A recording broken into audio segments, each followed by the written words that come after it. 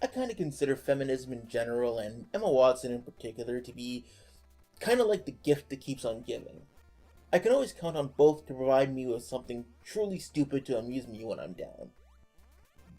Both feminism and Emma are kind of akin to watching a train wreck. You know that it shouldn't be amusing, because it's sad and tragic, but on some level you find it really awesome to watch and you kind of want to see it burn brighter and higher. I am reaching out to you because we need your help. We want to end gender inequality. And to do this, we need everyone involved. Personally, I like this cute little passive thing that Em's got going on, where she, dolls herself up all pretty and neotenous, and talks in a little tremor about how bad things are for her and women, despite the fact that she has more money than God. She's managing to get a nice little racket going here, playing the little fluffy bunny feminist routine, and I don't begrudge her that. It's not like I'd expect her to be a useful human being in any way. And as I said, it provides me with an almost endless source of potential amusement. Take this recent article of British GQ magazine, in which our favorite little rich British socialite lists what you should know in order to be a male feminist. One thing that I particularly like about this article is how up at the top it says that Emma's little he for she speech was a plea to get men to weigh in on the gender equality debate. As if men haven't been trying to be involved for the last 100 years or so, and feminists like her haven't been shutting them down and out. No hate speech on campus!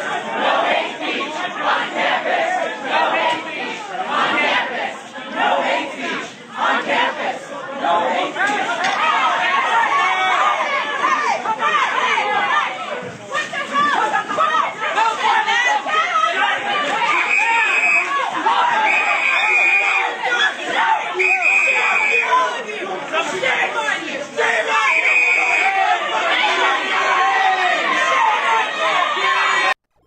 So let's look at the article and see what Emmykins has to say.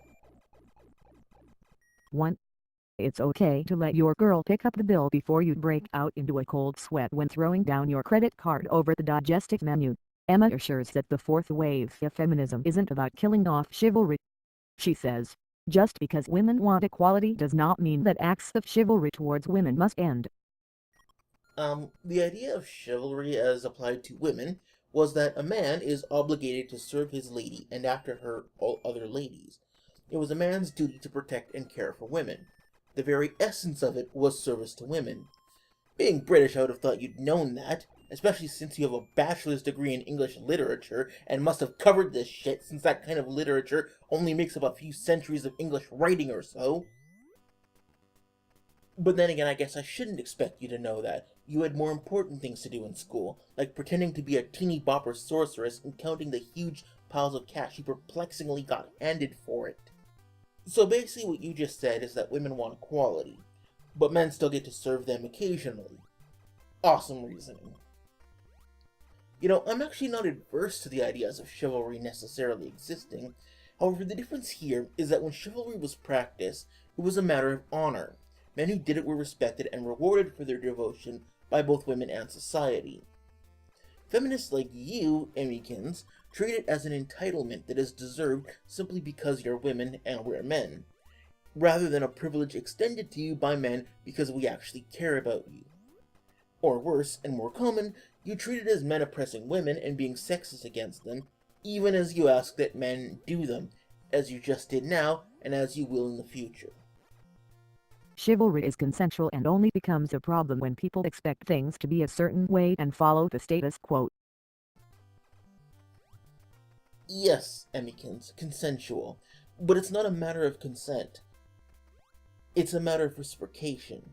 In your letting the woman pay scenario, women look down on that.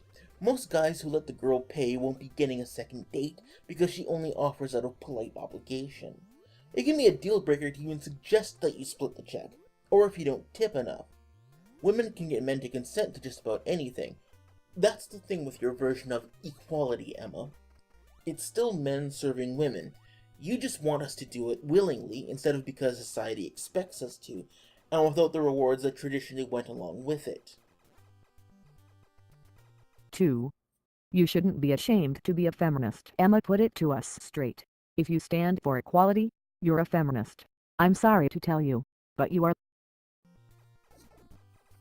So, even though almost everyone believes in equality, if you consider themselves feminist, you're automatically feminist anyways, irregardless of your own personal wants and desires, because I say so.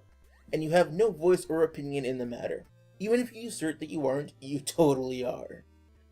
Yeah, can't imagine why people think you're supremacists. 3. Got girls in your business. Make sure they're getting paid equally. The pay gap in the UK will not close for at least 70 years at the current rate of change, and Emma says it's time to take action. She says, if you know that a woman is doing the same work as you and you know she is being paid less than you, it would be so cool if you said something about it. Ask the question. Okay, okay, the usual pay gap nonsense aside, Emmykins, my dear little Emmykins, you really show your cluelessness and privilege here, and I love you for it. See, Emma, people with real jobs, that is, people who aren't Hollywood starlets raised by wealthy British parents, don't go around asking their coworkers how much they make. Not only is it incredibly rude, but in some venues, it can get you fired. But that's okay. I certainly don't expect you to understand the real world. 4. Feminism shouldn't be threatening. Just 12 hours after speaking at the On About Her Heifersch campaign, the website was set up by anti-feminists counting down to a threatened picture dump of naked pictures of Emma Watson. You mean the website that only a week later was shown to be a total hoax and prank and had nothing to do with 4chan, anti-feminism, or even feminism itself, and was just a bunch of internet yahoos being idiots and fucking with everyone, which you should totally know since you're in the media, and this story broke almost 6 months before you even wrote this article, so there's absolutely no excuse for you blaming this on anti-feminists, other than blatantly lying in order to promote your ideological narrative? That website? Or was there another just like it that I missed? 5. It's okay for men to cry. Emma doesn't think crying is a sign of weakness. I'm really genuinely disturbed by this idea that men can't cry and that they can't express themselves and talk about how they actually feel. I think that's the saddest thing in the world. It's what makes you human. Well, fortunately, no one really has that idea. Let me explain something to you, Emmy Sweets, that you may have missed when you were glancing at your feminist book that tells you, about all things male. It's not that men can't cry. It's that we choose not to. Largely because we realize how generally pointless it is. And as men, we would rather do something useful than something useless. Take a man and a woman who have both had a hard and stressful day. A woman will sit around talking to her friends about how she had a rough day and needs a drink. A man will just, go out and get a drink. See, Emma, my dear, your problem is not that men can't express themselves. It's that they don't express themselves in the way that you want them to. Because in your mind, expressing yourself as a woman is, as you just said, human. Meaning, by extension, that you think that men who express and deal with their emotions as men are not human, or at the very least are not behaving in a manner that is indicative of a human being. I was appointed as Goodwill Ambassador for UN Women 6 months ago. And the more I've spoken about feminism, the more I have realized that fighting for women's rights has too often become synonymous with man-hating. Well, you only just implicitly stated that acting masculine is synonymous with inhumanity. Yeah, can't imagine why people would think you hate men. 6. Don't succumb to posturing I've got for brothers. Gender inequality is affecting them just as much as me. A lot of posturing goes on with men. My brother once said to me he just couldn't be around his guy friends, the way they talk about girls. Okay, I'll be honest, I'm not actually 100% sure what her point here even is.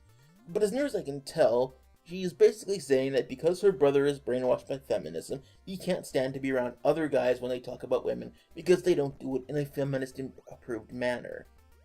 Why this is relevant to the current conversation, I have no idea, other than another chance to shame men for being men and dictate their behavior. Because it's okay for men to talk about women, as long as it's state-approved talk about women. 7. Sign up in support of the He For She campaign. One way you can pledge your support for Emma Watson's campaign is to sign up to the He For She petition.